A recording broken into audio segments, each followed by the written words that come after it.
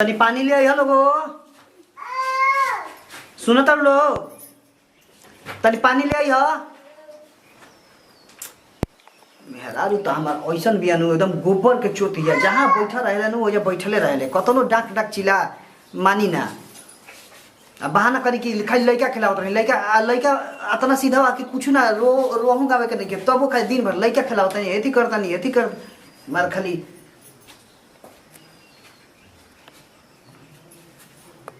सुनो तरु अरे सुनत नहीं खुलो कबे से डाक डाक चिल्लाता नहीं। हाँ ये पानी दो बैठो उनका तो कुछ बुझाता नहीं के अरे तोहरो तो सुने के चाहिए जी हम का करी जानते नहीं कि गोबर के चोटिया जहाँ बैठले रहले उनका से मैं डर लगा उनका देहवा देख के।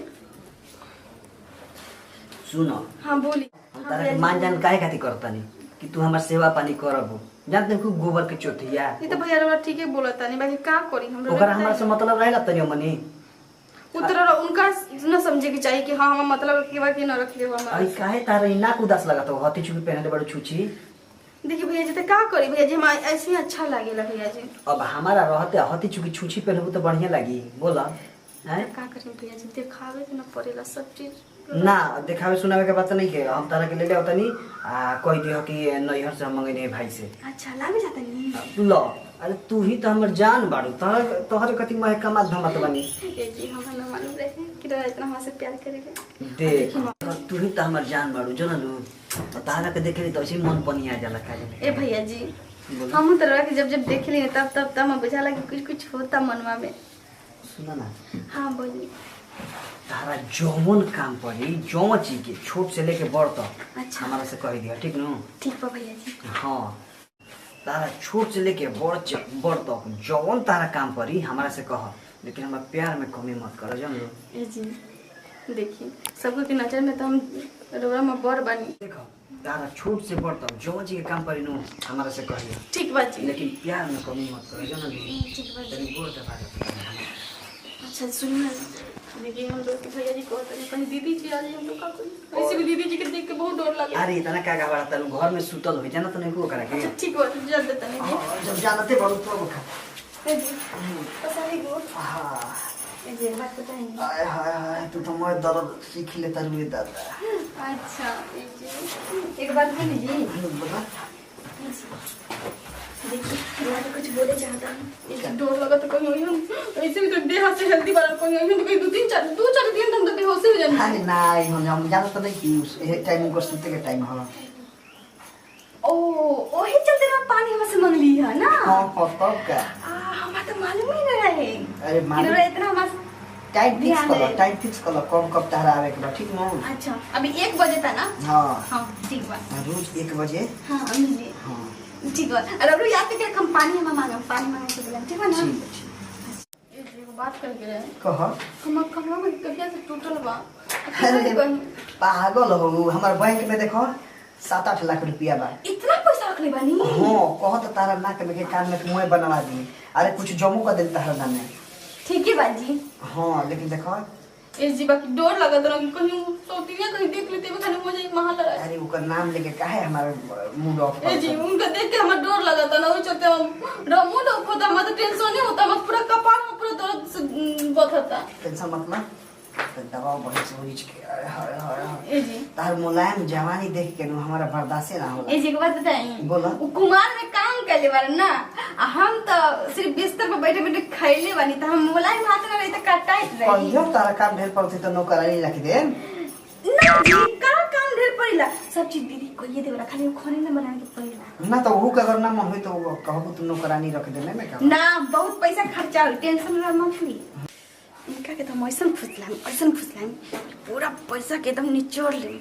अपना बैंक में डलवा ले जे बची ओकर गहना गुड़िया खरीदवा के यहाँ से फरार अपना नैयर तब बताई इनका अरे का सोचता रो ए जी कुछ सोचते रही ना कि कना के बनवा लेती तो जे देखा मम्मी से मिले अपना माई से हां अच्छा तो ठीक है बाबू सोनार से जाके हम बतिया लेता जी के कितना दिन में आज सुन ना जी आप अथी बोली खतवा बंद हो गेल बा तो खतवा खुलान तो ना पैसा डलवाए हां तो काहे ना कहले एक्सिस बैंक में खोलवा देता जी अच्छा ठीक बना जी। हाँ ठीक ए जी तो ठीक बा जी। ए जी बहुत खुशी मिला तरह से बहुत ज्यादा। तोहरे से खुश रवा जी हम पति भगवान सबके दे। ठीक बना जी। ठीक है ए जी कुछ आज कुछ मत दूर लगा जी। ए जी काहे घबरात तनी? ए जी जब सुन पर जाते नहीं सुना। ए जी बताइए बोला ए जी कब चलते हैं तो मार्केट यार? कह को हम कोई हो अब ये बेरा तो नहीं आता ले। आवाज चली ना तुम बताइए कब चले थे बोली ना जी। तो चलो एक बार सांझी का चल चला। पता चला नतियावा का तो नहीं पता चला कि क्या बात है। का भन तरुनी अकेला में ना जी बहुत खुशी होता नहीं ना कि हम काने के बन जाते हम पहन के दिखाएं दीदी की। हाँ अच्छा यही बात ठीक है ना? ठीक ए जी कब बना देना कौन? आई हो रामिका जी। अरे का हो गई? आई का करतन जे एकदम लाशरम घोर के पी गइल बनी कार एकदम कैसन बनी जी इंसान। कबे से तारा के चिल्लाते हैं सर तू का करतै रे फसुर के केहू घोर दबावेला ये राम। ए दीदी हमाके बोलो ना भैया कि से पानी लेके आवे तो आइली तो भैया खेत में से तुम थाकल प्यासा लाल लो। आई रे मधुर हट के ना रे